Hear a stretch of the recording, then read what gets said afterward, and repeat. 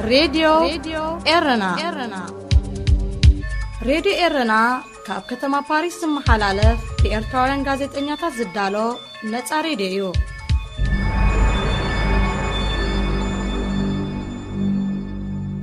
أب زلزلكمو سلام كبرا سمعتي لومي سولس تشعت مقابيتيو ناي ساعت زي فنونا كموترو بعلتاو زينا فليمو سمناوي مدب سبورت كاسع بالكميو مكتالكم بخبرين عدمنا أرستا زينا كنقدم لكم إيرترا بعبلالنت كتعوتلو كاب صنحت شامبيون قردم بشكل تهجر أفريقيا بخيرا أهجراو معلت دك انستيو بدون مرض بزبل تيما تذكيرا السودان بسنك دمو ناي مقعزيا نفاريت بهندبت كتعلب تجديدا هذه إذاعة إرنا إيرترا نتختاتالي عمتات بعبلالنت كتعوتلو كاب صنحت شامبيون قردم بشكل تهجر أفريقيا بخيرا هجراويت غانتا قردم بشكل إيرترا أبتي زحلفة سمون أب جبتي كتما كايرو استخايدة مبل 16 ودر شامبيون قردم بشكل تهجر أفريقيا كلتشان 21 زي تساتفت له مخنيات بسنكي لبدا كورونا فيروس أوشت إيرترا نتفتات سبورت دويلو سلزلو مخانو يقمت انتخوني إيرترا بمنقدتهم أبزت فلاليا كلابات قردم بشكل العالم تحقيفهم زودادور زلو بروفيشنال تقدادم تابيلا كتساتف رحيب عدل نيروايو نزع دلزي كتكملو زي مرسات مغنيات قنا اي تفلتن ودر شامبيون قردم بشكلة أفريقيا كاب كلتشان 10 تحيزو ن 10 عامتات تخيدلو ازي إيرترا زي تساتفتو نايل معامت اب قمت كياتو ودما اتي استرف 7 عامتات بعوت إيرتراوان تقدادمتيو تزازيمو أول در كرونومترون إيرترا كاب كلتشان 10 حدن ندحر اب زت تخيدي قردمات اي تسعرتن أزي كم زيلون كله مزت فلاليا أهجراوان كلبات تحقيفهم زودادرو زلو إيرتراوان بروفيشنال تقدادمتي زمز جبو زلو عوتات يقتصلالو كبرا سمعتنا بزعبازن كالنزل تقلله سومناوي مدب سبورت أب نايلومي فنونا كان أربلكمينا شمونت مقابيت أهجراو معلت دك نستيو نبدهون مرت أب تحت سبلتيما بدرجة علم تذكرا بدهون مرت صوتاوي ادلون مسؤوت اساسي رزمت محبراوي قطباو صقماتن دك انستيو نبده نفسو كف زيغا زعلم نابركتو دك انستيو كخبر انصار ادلون موغد حد حدو كنقاقحن نمعرنت نمرغاص دما سقمتات كوسدن زغسغسيو عمتاوي اب شمون تمغابيت تذكر اغراو معلت دك انستيو اب زتفلالي هاغرات زتفلالي نطفتات بموداب تخبر كوان تقونت اورا علامو دك انستيو اب قدم حقي معر مسل كم زلونن ابوليتيكا قطبان محبراون كالن صلاتات حبرتسبون بمعري كساتفان ززخخريو بزيكا زي دك تبعتيو اب لعل دك انستيو زفصمو عمص يخون حبرتسب اب لعلين زفصمو زلو كم مخنشاب زا مسله غدا علمدتاتن كال زبيتاو عمصن حده كاب قند مغاس مسلات دك سب مخانون بغبن كم زحتتن تزخخريا اب إيرترا مس هاغراويا غلغلوتن كال مسؤول ستحازي كونتاتن اب لعل دك انستيو نوي عمتا زغصله بدلات يفصم كم زلو نفتحن لوطن زقالسان تطابقتي مسلات دك انستيون يتحساسبان اب إيرترا ازين بزحات دك انستيو بسنكي بوليتيكا امنتن كال استفلاليه مخنياتاتن بزي حغاو كسن فردن اب ابياته ماسرتي ساقيا كم زلوان نغليان ون كساب موت زبصح غفعتات كم زوردنن يفلت كاب السودان كتما كارتوم ناب قطر كتما دوحه استبغست ناي مغعزيا نفاريت بسنك دمو بهندبت كتعلب كم تجددت مع كان زينا السوداني حبيرو اتا منقد اير تاركو ناي سودان زخونت نفاريت بشمون تمغابيت كاب كارتوم دحر مبغاسا استات فرق ساعات بريريا بهندبت تمليسا كتعلب تجديدا تنكي هندبت معلبي ادما حنت دمو نبايلوت نايتا نفاريت كتتقعو دحري مجمرايو نتا دمو كحزوان اب تحت قوصر كاتوان زغبرو وصعرتات كعوتو بزي مقالهم ابررتي نايتا نفاريت تمليسوم كعلبو كم زوسنو تحبيرو اتا دمو نابتا نفاريت بخمي كم زاتوت زاغيت كفلت كوانتا زي كاله مصرراي اب زغبرلا زنبر اوان زسلخوت كتكون كم تخل تجميتلو كبرا سمعتنا زينا تزازيملو قصيلو سمناو مدب سبورت كسعبيو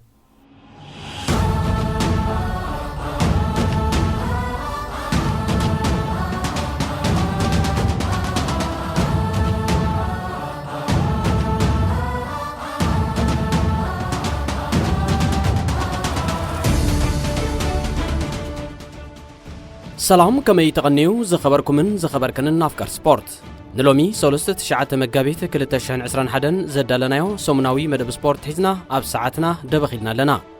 ኣብዚ ናይ ሎሚ ፈነውና ንተሳትፎ ኤርትራውያን ፕሮፌሽናል ተቐዳደምቲ ኣብ ዝተፈላለየ ውድድራት ብሽክለታ ዓለም ንመበል 16 ውድድር ሻምፒዮን ቅድድም ብሽክለታ ኣህጉር ኣፍሪቃን ካልእ ሓበሬታን ኣገራምን ኣህጉራዊ ፍጻሜታት ስፖርት ክንፍትሽ ኢና። ንምክትታልኩም ብኽብሪ ንዕድም።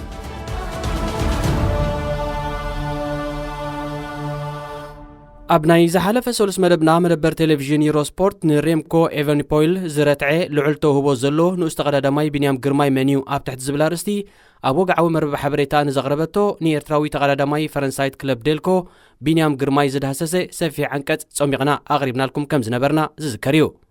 እታ መደበር ቴሌቪዥን ኣብ ልዕሊ ቢንያም ዘለዋ ልዑል ኣድናቖትን ብሕጂ ዘለዎ ኣዝዩ በሪኽን ተስፉን መጻኢ ብዝርዝር እኳ እንተገለጸት ኣብ መዛዘሚ ዓንቀጻ ግን ጠቃር ብዝብል ቅጽል ስም ዝፍለጥ ቢንያም ብዝያዳ ኣብ ውድድር ክላሲካል ማለት ናይ ሓደ መዓልቲ ውድድር ከም ዘድምዕ እቲ ቅድድም ርሕቀቱ ልዕሊ 200 ኪሎ ሜትር እንተዳ ኮይኑ ግን ንኽዕወተሉ ዓቕሚ ከም ዝሓጽሮን ገምጊማ ነይራ። እንተኾነ ግን እዚ ዓንቀጽ ኣብ ወግዓዊ መርበብ ሓበሬታ ዩሮስፖርት ካብ ዝርጋሕ ልክዕ ኣብ ካልኣይ ሰሙኑ ማለት ልክዕ ንምዃን ዝሓለፈ ረቡዕ 3 መጋቢት ቢንያም ምስ ካልኦት 5 ኤርትራውያን ኣብ ኢጣልያ መበል 58 ውድድር ክላሲካል ትሬፌኦ ላጉዌልያ 202 ኪሎ ሜትር ርሕቀት ኣብ ዝዓመመሉ ነዚ ገምጋም ዘፍሸለ ብቕዓት ኣንጸባሪቑ። ኣብዚ ኔዘርላንዳዊ ተቐዳዳማይ ክለብ ትሬክ ሴጋፍሬዶ ባውኬ ሞሌማ ንመቐዳድምቱ ብ39 ካልኢታት ራሕሪዑ ዕወት ኮይኑ ዝወጻሉ ቅድድም ቢንያም ግርማይ ኣብ ዓለምና ኣለው ምስ ዝበሃሉ ከም ባውኬ ሞልማ፣ ኢጋን ቤርናል፣ ሚኬል ላንዳ፣ ቪንቸንዞ ኒባሊ፣ ነይሮ ኩንታናን፣ ቲቦ ፒኖቶን ካልኦትን ዝኣመሰሉ ኣዝዮም ዓንተራት ተቐዳድምቲ ሓያል ጥምጥም ኣብ ርእሲ ምክያዱ ኣብ መበል 9ይ ደረጃ ብምሓዝ ኣዝዩ ብሉፅ ውፅኢት ኣመስጊቡ። ከም መርኣያናይ እዚ ኸኣ 40 ናይ UCI ነጥቢ ኣኻዕቢቱ። ብፍላይ ምስ ቤልጅማዊ ማውሪ ፌንሰንፋንት ኮሎምቢያዊ ኢጋን ቤርናልን ናይሮ ኩንታናን ብሓባር ሃዲሙ ኣንጻሮም እናተሃላለኸን ከሎ ዘርኢ ስእሊ ካብ ናይ ኤርትራውያን ማህደራት ማሕበራዊ ሚድያ ሓሊፉ ኣብ ዝተፈላለየ ናይ ኣፍሪቃውያን ማህደራት ማሕበራዊ ሚድያ እውን ተለጢፉ ሓበን ኣፍሪቃ ዝብልን ካልእን ስም ተላቢሱ ኩቱር ናእዳ ከእንግድቀን እዩ። ኣብዚ 91 ተቐዳደምቲ ነተመዲቡ ዝነበረ ርሕቀት ከይወድኡ ንኸቋርጹ ዝተገደድሉ ውድድር ኣባል ክለብ ኣስታና ፕሪመርቴክ መርሃዊ ቅዱስ መበል 58፣ ኣባል ክለብ ኣንድሮኒ ሴድርሜክ ናትናኤል ተስፋጽዮን መበል 81፣ ኣባል ክለብ ኮፊዲስ ናትናኤል ብርሃነ መበል 82 ተርታ ክሕዙን ከለው ተቐዳዳማይ ክለብ ትሬክ ሴጋፍሬዶ ኣማኑኤል ገብረ እግዚኣብሔርን ተቐዳዳማይ ክለብ ዴልኮ ያዕቆብ ደበሳይን ድማ ምስቶም ንውድድሮም ክፍጽሙ ዘይከኣሉ ተቐዳደምቲዮም። ቢንያም ብድሕሪ ዝናይ ረቡዕ ቅድድም ብቕድሚ ትማል ሰንበት ብተመሳሳሊ ኣብ ኢጣልያ መበል 43 ውድድር ክላሲካል GP ኢንዱስትሪያ ኤንድ ኣርቲጂያንቶ ዝተሳተፈ ክኸውን ከሎ ምስ ናትናኤል ተስፋጽዮን ብሓባር ዝምስገን ውፅኢት ረኺቦም። ኣብዚ ውድድር ናትናኤል መበል 12 ቢንያም ካ መበል 16 ደረጃ ብመሓዝዮም ንውድድሮም ምስ ቀዳሞት 20 ተቐዳድምቲ ወዲኦሞ። መራዊ ቅዱስ ብወገኑ መበል 28 ኮይኑ ክኣቱን ከሎ ኣማኑኤል ገብረ እግዚኣብሔርን ያዕቆብ ደበሳይን ዝርከብዎም 55 ተቐዳድምቲ ድማ ክሳብ መወዳእታ ኣየትከሉን። ኣብዚ 193.4 ኪሎ ሜትር ርሕቀት ዝነበሮ ቅድድም ቤልጂማዊ ተቐዳዳማይ ክለብ ዴስዌኒክ ኩዌክስቴፕ ማውሪ ፋንስፌናት ምስኡ ብሓባር ንዝመፁ ማሌሞ ላንዳን ኩንታናን ኣብ ቅጽበታዊ ውድድር ረቲዑ ቀዳማይ ብምዃን ተሸላሚ ኮይኑ ኣማኑኤል ገብረ እግዚኣብሔር ብዘይካ ኣብዚ ውድድር ብቐዳሙን ብተመሳሳሊ ኣብ ኢጣልያ ኣብ ዝተሳለጠ 184 ኪሎ ሜትር ርሕቀት ኣብ ዝነበሮ መበል 15 ውድድር ክላሲካል ስትራድ ቢያንቼ ተቐዳዲሙ መበል 73 ተርታሒዙ። ኣብዚ ተቐዳዳማይ ክለብ ኣልፔንቺ ፌኒክስ ማቲዩ ፋንደርፖይል ተዓዋቲ ዝኾነሉ ቅድድም ናትናኤል ብርሃነ መበል 106 ወፂኡ። ኣብዚ ውድድር 37 ተቐዳድምቲ ኣብ መንጎ ከቋርጹን ከለው 20 ኸኣ ካብ ዝተመደበ ግዜ ወጻኢ መስመር መዛዘሚ ሕንጻጽ ረጊጾም። ኤርትራዊ ተቐዳዳማይ ማሌዥያዊት ክለብ ተሬንጋኑ መትከል ኢዮብ ብቕድሚ ትማል ሰንበት ኣብ ቱርኪ ኣብ ዝተኻየደ ውድድር ክላሲካል ግራንድ ፕሪ ጉንዱግሙዝ ካልኣይ ደረጃ ብምውፃእ ኣብ መድረኽ ሽልማት ደይቡ።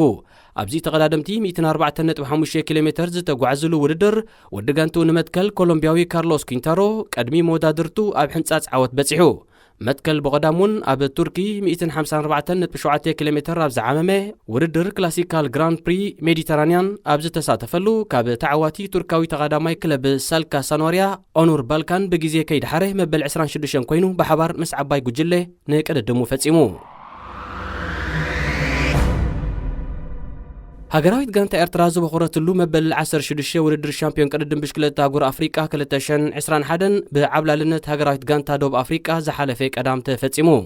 ኣብዚ ኣብ ከተማ ካይሮ ግብፂ ክካየድ ዝቐነየ ቅድድም ደቡብ ኣፍሪካዊ ራያን ጊቦንስ ኣብ ናይ ጽርግያን ኣብ ውልቃዊ ውድድር ክሮኖሜተርን ቀዳማይ ኮይኑ ብምዕዋት ብውልቁ 2 ወርቂ ማዳልያ ከንጠልጥል እንከሎ ብደረጃ ጋንታኻ ሃገሩ ኣብ ውድድር ክሮኖሜተር ደቂ ተባዕትዮን ውድድር ምቅባል ወይ ከዓ ሪሌይ ዝተሓናፈፀ ፀወታታት 2 ወርቂ ማዳልያታት ብምውናን ካብዚ ናይዚ ዓመት ውድድር ሻምፒዮን ኣፍሪካ ብሓፈሻ 4 ኣዋርቕ ማዳልያታት ሓፊሳ ተመሊሳ 140 ኪሎ ሜትር ኣብ ሸፈነ ናይ ጽርግያ ውድድር ኣልጀርያውያን ተቐዳደምቲ ናሲም ሰዓድን ዩሱፍ ሬግዌጉን 42 ኪሎ ሜትር ኣብ ዝርሕቀቱ ብሕታዊ ውድድር ክሮኖሜተር ደቡብ ኣፍሪካዊ ኬንትማንን ሩዋንዳዊ ሞይስ ሙጌሻን ንራያን ጊቦንስ ስዒቦም ተሸለምቲ ብሩርን ሓስን ማዳልያታት ክኾኑ በቂዖም ሩዋንዳ ኣብ ውድድር ክሮኖሜተር ሃገራት ንኣልጀርያ ኸቲላ ኣብ ውድድር ምቅባል ዝተሓናፈፀ ክልቲኡ ፀወታታት ከዓ ንኢትዮጵያ ኸቲላ ብሩር ማዳልያ ተሸሊማ ሻምፒዮን ቅድድም ብሽክለታ ሃገር ኣፍሪካ ካብ 2010 ጀሚሩ ሕዛእቲ ሃገራዊት ጋንታ ኤርትራ ኮይኑ እኳ ተጸንሐ ሎማ ዓመት ግን ብምኽንያት ሕማም ኮሮና ቫይረስ ኣብ ውሽጢ ኤርትራ ንጥፈታት ስፖርት ደው ኢሉ ብምህላው እዚ ውድድር ንኤርትራ ኣይጸንበረን ኤርትራ ብመንገድቶም ኣብ ዝተፈላለየ ክለባት ቅድድም ብሽክለታ ዓለም ተሓቂፎም ዝወዳደሩ ዘለው ፕሮፌሽናል ተቐዳዳምቲ ኣቢላ ካልእ ይትረፍ ኣብ ውድድር ልሙዳትን ትሕቲ 23 ዓመት ዕድመን ክትሳተፍ ትኽእል እኳ እንተነበረት ንምንታይ ነዚ ዕድል ክትጥቀመሉ ኣይመረፀትን ግን ዝተፈልጠ ነገር የለን ውድድር ሻምፒዮን ቅድድም ብሽክለታ ኣፍሪካ ካብ 2010 ንድሕሪት ምልስ ኢልና ተዳሪእናዮ ናይ ሎም ዘበን ከይሓወስካ ንትሽዓተ እዋናት ዝተኻየደ ክኸውን ከሎ ካብዚ እቲ 7 ዓመታት ብዓወት ኤርትራውያን እዩ ተዛዚሙ ብዝርዝር ክረአ እንከሎ ከዓ ኣብ 2010 ዳንኤል ተኽለ ሃይማኖት ኣብ 2011 ከምኡውን 2012 ናትናኤል ብርሃነ ኣብ 2013 ከምኡውን 2016 ተስፎም ዕቑባ ማርያም ኣብ 2018 ኣማኑኤል ገብረ እግዚአብሔር ኣብ 2019 መኽሰብ ደበሳይ ሻምፒዮን ውድድር ጽርግያ ሃገር ኣፍሪካ ኮይኖም ኣብ ውድድር ክሮኖሜተር እውን እቲ ታሪኽ ካብዚ ዘይፍለ ኮይኑ ካብ 2011 ንድሓር ኣብ ዝተኻየደ ብምሉእ ውድድራት ክሮኖሜተር ሃገራዊት ጋንታ ኤርትራ ኣብ ዝኾነ ይኹን እዋን ኣይተሳዕረትን ካብ ቅድድም ብሽክለታ ናብ ኩዕሶ እግሪ ምስ እንሰግር ኣሰልጣኒ ክለብ ማንቸስተር ሲቲ ፔፔ ጓርዲዮላ ብቅድሚ ትማሊ ሰንበት ብማንቸስተር ዩናይትድ 2-0 ኣብ ዝተሳዕረሉ ግጥም ደርቢ ለቢስዎ ዝነበረ ቱታ ብግቡእ ኣስተውዒልኩምሉ እንተዳ ኮይንኩም ኦፕን ኣርምስ ዝብል ብቋንቋ እንግሊዝ ዝተጻሕፈ ቃል ሒዙ ነይሩ ጓርዲዮላ ኣብ ዝሓለፈ ወርሒ ታሕሳስ ድሕሪ ፀወታ ጋንቱን ክለብ ኒውካስልን ከምኡውን ቅድሚ 2 ሰሙን ምስ ኣርሰናል ኣብ ዝገጠመሉን ተመሳሳሊ ቱታ ተኸዲኑ ነይሩ እዚ ስፓኛዊ ዓላሚ ነዚ ቱታ ክለብስ ዝደልየሉ ምኽንያት ድማ ኣብ ሕብረተሰብ ምንቕቓሕ ፈጢሩ ኦፕን ኣርምስ ብዝብል ስም ዝፅዋዕ ትካል ግብረሰናይ ካብ ዝተፈላለዩ ጉዱሳት ሓገዝ ንኽረክብ ምእንታን ኢሉ እዩ ትካል ግብረሰናይ ኦፕን ኣርምስ ወናኒ ናይታ ኣብ ባሕሪ ሜዲተራንያን ውሕስነት ብዘይብለን መራኽብን ጀላቡን ተጠቒሞም ካብ ገማግም ባሕሪ ሃገራት ሰሜን ኣፍሪካ ናብ ኤውሮጳ ክሰግሩ ዝፍትኑን ኣብ ሓደጋ ዝወድቁን ኤርትራውያን ዝርከብዎም ኣፍሪካውያን ስደተኛታት ኣብ ምድላይን ኣብ ምድሓንን እትዋፈር ብስሙ እትፅዋዕ መርከብ እያ ጓርዲዮላ ኣብ 2018 እውን ነዚ ግብረሰናያዊ ትካል 150,000 ዩሮ ሓገዝ ኣበርኪትሉ ከም ዝነበረ ይንገር መርከብ ኦፕን ኣርምስ ቅድሚ 2 ዓመታት ምስ 218 ካብ ሓደጋ ባሕሪ ዝደሓኑ ተሳፈርታ ኣብ ወደብ ሲቺልያ ኣብ ትሕቲ ቁፅፅር ሓለዋ ባሕሪ ኢጣልያ ኣትያ ከም ዝነበረት ዝዝከር ኮይኑ ድሕሪ ምልቃቓ ብሰሪ ሕማቕ ኩነታት ኣየር ዕንወት ስለ ዝወረዳ ንመፀገንያ ብትካል ግብረሰናይ ኦፕን ኣርምስ ካብ ደለይቲ ጽቡቕ ሓገዝ ተሓቲቱ ይርከብ ናይ ዝሓለፈ ዓመት ሻምፒዮን ፕሪምየር ሊግ እንግሊዝ ክለብ ሊቨርፑል ኣብዚ እዋን ኣብ ኣዝዩ ሕማቕ ኣቃውማ ዘላ እዛ ጋንታ ዓሚ ብተደራራቢ ዓወታት መትሓዚ ከም ዘይተሳእና ኣብዚ ዓመተ ስፖርት ግን ብፍላይ ከዓ እዛ ሒዝናያ ዘለና ዓመተ 2021 ካብ እትኣቱ ዳርጋ ኣብ ነፍሲ ወከፍ ፀወታ ግራት ዓወት ዓበይትን ንኣሽቱን ክለባት ኣብ ርእሲ ምዃና ካብ ሰሙን ናብ ሰሙን መወራዘይን መስሓቓትን ሸረፋት ኮይና ኣብ መጓዓዝ ትርከብ እቲ ዘይጠሓስ ዕርድን መቓብር ኣንጻር ጋንታታትን ምዃኑ ዝእመነሉ ሜዳ ስታድዮም ኣንፊልድ ኣብ ወርሒ መያዝያ 2017 ብክሪስታል ፓላስ ድሕሪ ምድፋሩ ክሳብ ኣብ ወርሒ ጥሪ 2021 ብበርንሌይ ዳግማይ ዝድፈር ዳርጋ ን4 ዓመታት ወይ ከዓ ን68 ግጥማት ክብሩ ሓልዩ ከይተሳዕረዩ ክግዝግዝ ጸኒሑ እዚ ዘመን እዚ ግን ኣይግድን ብየርገን ክለብ እትዕለም ሊቨርፑል ብሓሙስ ኣብ ሜዳኣ ብቸልሲ 1-0 ኣብ ዝተሳዕረትሉ ኣብ ታሪኻ ዘይተደልየ ጸሊም ነጥቢ ከተቐምጥ ተገዲዳ እዚ ታጋንታ ብቸልሲ ዘጋጠማ ስዕረት ኣብ ሜዳን ተኸታታለ 5 ግጥማት ዘጓነፈ ፍሽለት ኮይኑ ካብ እትምስረት ዘይረኣያቶን ኣብ ታሪኽ ፕሪምየር ሊግ ዓዲ እንግሊዝ ድማ ካልእ ዝኾነ ትኹን ንኽብሪ ሻምፒዮንነት እትከላኸል ክለብ ኣብ ስታድዮማ ዘይቀመሰቶን ተኸታታሊ ስዕረትን እዩ نتنكي من قلقال أقاوما كلب ليفربول بزحات تنتنتن أفكارتي كعس أجرن كم مخنيات زتقصون زسما معلو النتبي أبلعلي أمسمر مكلخال زسلفو قومتن متكأتان تتساوتي تاقانتا زقوانفه تدقاقامون ننوح زبال أوان زخدن مهرمتيو حدي فرانك زتبالة دقافي كلب ليفربول جن كابزي فلي زبالة أقرام مخنياتي زلوه نسو مس مدبر راديو توك سبورت أبز جبرو زته تنكي من قوات بقعات كلب ليفربول اتي أبزوريا تريبون ستاديوم أنفيلد زلو كأي زحبرو سادياتاتن نعون مشفان تنسيف زلو كأي حاج رغة المقاني حبيرو كم امنت فرانك تسعات ليفربول حبر ماليوم لكع كم تنتريبون أنفيلد كبيبو زلو كأي حسل زخوني بمخنيات تمساسال النت حبري تريبون ماليان اتهم تسعاتين حد عدوم كم نبور جيزي كي وسدو ترأيهم بغللو كعسو كقبابلو تساقم يفتر لمالو إذا قد دايز دما نتا كلب قد داي تدرارا بسعرت نخد كون يغسبالو نتا مدب زمرحو زنبرو غازيت انياتات أندي جولدستاينن بريك فوروفسن زوريا كلب إيفرتون تتساوتلو ستاديوم غوديسون باركون كماليا تتساوتا حدا عينت سمياوي حبري كوانتغوني لكع كمت ليفربول لاميدا أتقوعزو زلا قدنا ودكات جن تقعز يلان بمبال نمجوته فرانك كبدهو كان تفتنو اتدقاف جن أب مرجسيو بمصنع سمياوي حبري قبل على السمياوي كبا كاب كأي حبري قبل عليك أي كبا نخد فليو زحشيو كرجع جسألكم زدل نجار انتدأ الله خينو ليفربول نأتي نزوريا تريبون ستاديوم أنفيلد جوبي زلو كأي حبري بخال حبري انتدأ تكياتو قمنا كم حشن كاب سعرت كتمل التانية زبل ملسيبوم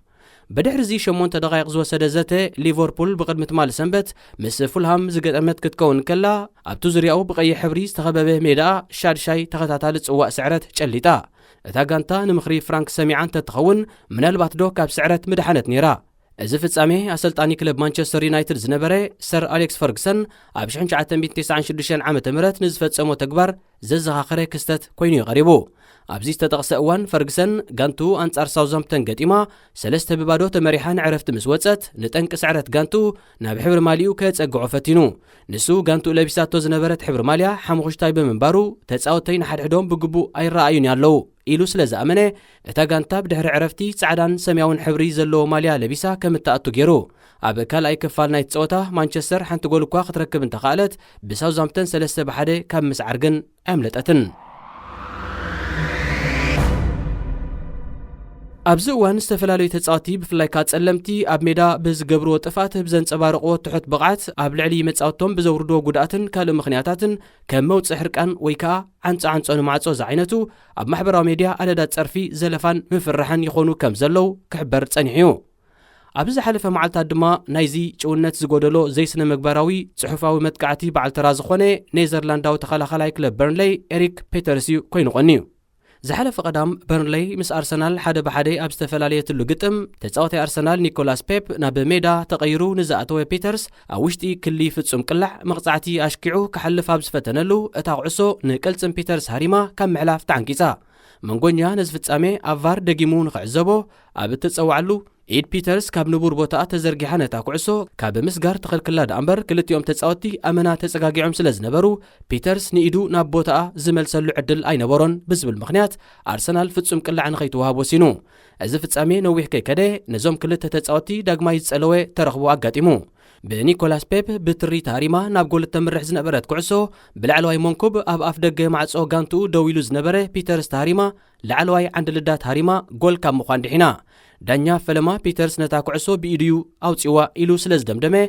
نتتس أوتاي كأي كارد بمهاب نأرسنال دما فتسوم كلاع كتهرم عدمه أغريبو لانيرو انتقونا جن نتي كستات بفار مسمميو وسانيو كأيرو نتفتسوم كلاع سريزو نبيترس أوتو كغتسل فغيدلو أبزي كل التفتساميتات بيترس زدفو ويزبدلو نجار سلازيلي دقفتي أرسنال قريتهم كسمعون تداقوينهم أبلعن الدانيا يوم كقلتو نيروهم يخون مبر غانتانا أب كند سلسة نتبع حيزات ملس حانت نتبع تراي تماغيلا كتوتس زتجددت اللو مغنيات بسنك بيترسيو إلهم سلز دمدمو نتي تخلاخلاي أب محبراو ميديا إنستغرام البي زي بلو تسرفن مرقمن كزنبلو غنيم بزيادة على نايتهم دقفتي كوينا زغنيت سئل بيترس كرمي سلسة قنيب مغنيات معالت فقرات مس نفس تصور بعلت بيتو بحبار نكالو تسائلو زلت أفا سئلي كتكون نكالله اتهم دقفتي أب اقرتا سئلي نايموت مفرار حريتو أب رسم صحفهم سراغي متاللي بعلت بيت كاب حمام منشرو تماسن زبلن كالئن صرفتات مرقمن أسفيروم ኩዕሶ እግሪ ኣብ ኩሉ ሃገራት ብማዕረዝ ዝውተር ሓባራዊ ሕጊ ከም ዘለዎ ዝፍለጥ እኳ እንተኾነ ኣብዚ ዝተፈላለዩ ሃገራት ዝርከባ ፌደሬሽናት ኩዕሶ እግሪ ግን ንዕአን ዝጥዕመን ኣሰራርሓ የተግብራየን። ንኣብነት ኣብ ፕሪምየር ሊግ ዓዲ እንግሊዝ ሓደ ብልቓሕ ዝኸደ ተፃዋታይ ኣንጻር ኣደ ክለቡ ክፃወት ኣይፈቀዶን እዩ። ኣብ ሻምፒዮንስ ሊግ ኤውሮጳ ኸ እቲ ብልቓሕ ዝኸደ ተፃዋታይ ኣንጻር ኣደ ክለቡ እንተተፃዊቱ ፀገም ዝበሃል የብሉን። ኣብ ብራዚል እንተሪኢና ድማ ኣደ ክለብን ተለቃሒት ጋንታን ንዕአን ዝጥዕመን ውልቃዊ ስምምዕ ክገብራ ይኽእላየን። ክለባት ፍላሚንጎን ኢንተርናስዮናልን ኣብ ብራዚል ዝፃወታ ክልተ ጋንታታት እየን። ኣብ ዝሓለፈ ዓመት ክለብ ኢንተርናስዮናል ንሮድነይ ዝተባህለ ተኸላኻላይ ካብ ክለብ ፍላሚንጎ ተለቂሐቶ። ነቲ ናይ ልቓሕ ስምምዕ ክትኣቱን ከለኻ ንሮድነይ ኣንጻር ኣደ ክለቡ ፍላሚንጎ ከተሰልፎ እንተደልያ $185,000 ክትከፍል ከም ዘለዋ ተራዳድየን። እዘን ክልተ ጋንታታት ዝረኸባሉ መዓልቲ ቅድሚ 2 ሰሙን ስለ ዝኣኸለኻ ምድላዋተን ኣጻፊፈን ተቐሪበን። ሮድነይ ንኢንተርናስዮናል ኣዝዩ ዘገድሳ ተኸላኻላይ እኳ እንተኾነ እታ ጋንታ ነቲ ኣቐዲማ ዝተሰማማዓቶ ገንዘብ ክትከፍሎ ዓቕሚ ስለ ዝሓፀራ ግን ነቲ ተፃዋታይ ኣንጻር ኣደ ክለቡ ከተሰልፎ ኣይመረፀትን። እንተኾነ ግን ሓደ ማጊ ሼፈር ዝተባህለ ንክለብ ኢንተርናስዮናል ዝድግፍ ርኹብ ሓረስታይ መድሕን ጋንቱ ዝኾነ ሮድነይ ነቲ ኣብ ስታድዮም ማራካና ክካየድ መደብ ተታሒዙሉ ዝነበረ ሻምፒዮን ንምዃን ዝውስን ግጥም ኣብ ክንዲ እግሩ ዝሕውሰሉ ከም ሰቡ ኣብ ትሪቢን ኮፍ ኢሉ ክዕዘቦ ኣይተዋሕጠሉን። በዚ ምክንያት ከዓ ነቲ ንክለብ ፍላሚንጎ ክወሃብ ዝነበሮ $185,000 ባዕሉ ከፊሉ ሮድነይ ከም ዝስለፍ ገበረ። ንዕረፍቲ ሓደ ብሓደ ዘምርሓ ክልቲአን ጋንታታት ኣብ ካልኣይ እብረ ፀወተን ኣብ ዝቐጸላሉ እቲ ልዑል እምነት ዝተገብረሉ ሮድነይ ኣብ ልዕሊ ፌሊፔ ሉዊዝ ብዝፈጸሞ ጥንቃቐ ዝጎደሎ ሩይ በደል ብቐይሕ ካርድ ካብ ሜዳ ተባሪሩ። ድሕሪ 16 ደቂቕ ድማ ምቹእ ሃዋህው ዝተፈጥረላ ፍላሚንጎ ብመንገዲ ገብርኤል ባርቦሳ ሓንቲ ሸቶ ወሲኻ 2-1 ተዓዊታ ክትወፅእ ክኢላ። እታ ብሓደ ነጥቢ መሪሓ ናብ ሜዳ ዝኣተወት ኢንተርናስዮናል ጉዳይ ሮድነይ ነዚ ክትግዕታዶ ትርህፃ ኮይኑዋ ዕርዲ ክኾና ዝተተስፈወትሉ ተፃዋታይ ከም ብግቡእ ዘይተሃንፀ እኳና ፈሪስዋ ኣደዳ ስዕረት ኮይና ጥራይ ዘይኮነት መሪሕነታ እውን ንመቐናቕንታ ኣረኪባ። ብድሕሪ ዝርከብ ተሪፉ ኣብ ዝነበረ ሓደ ፀወታ ፍላሚንጎ ክትሰዓር እንከላ ኢንተርናስዮናል ዋላ እኳ ማዕረ ክትወፅእ እንተኻለት ሮድነይ ብዝፈፀሞ ጥፍኣት ኣብ መንጎ ክልቲአን ናይ 2 ነጥቢ ጋግ ተፈጢሩ ስለ ዝነበረ ፍላሚንጎ ብ71 ነጥቢ ሻምፒዮን ክትከውን እንከላ ኢንተርናስዮናል ከዓ ብ1 ነጥቢ ድሒራ ካልኣይ ደረጃ ሒዛ።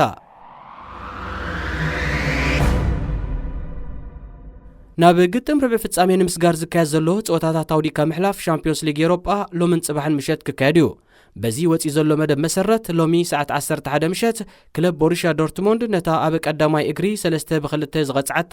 ክለብ ሴቪያ ክትቀበላ እንከላ ክለብ ጁቬንቱስ ድማ ኣብ ቀዳማይ ርክብ ንዘጓነፋ ናይ 2-1 ስዕረ ታሕውያ ናብ ዝቕፅል መድረኽ ንኽትሓልፍ ንክለብ ፖርቶ ከተእንግደያ። ጽባሕ ረቡዕ ምሸት ኣብ ተመሳሳሊ ሰዓት ኣብ ስታድዮም አንፊልድ ሊቨርፑል አንጻር ራዘንቦል ስፖርት ላይፕሲሽ ኣብ ስታድዮም ሌ ፓርክ ደ ፓሪስ ፓሪስ ሳን ዠርማ አንጻር ባርሴሎና ክጻወታን። ኣብ ግጥም ፋልማ እግሪ ሊቨርፑልን ፓሪስ ሳን ዠርማን ንመጋጥምተን ብቕደም ተኸተል 2-0 ከምኡውን 4-1 ረቲዕን ነይረን።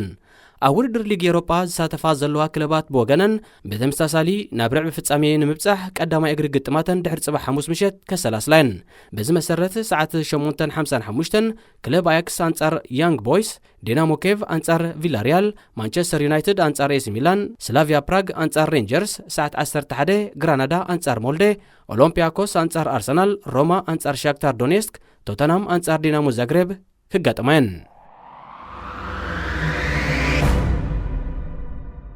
ዝኸበርኩም ኣፍቃር ስፖርት ንሎሚ ኣዳሊናዮ ዝነበርና ዝተፈላለየ ትሕዝቶታት ዝነበሮ ሰሙናዊ መደብ ስፖርት ዛዚምና ኣለና። ኣብ ዝመጽ ሰሙን ብኻልእ ዝተፈላለየ ትሕዝቶ ክሳብ ንረኸብ በብዘለናዮ ሰላምን ጥዕናን ክኾነልኩም እናተመንና ንፋንወኩም።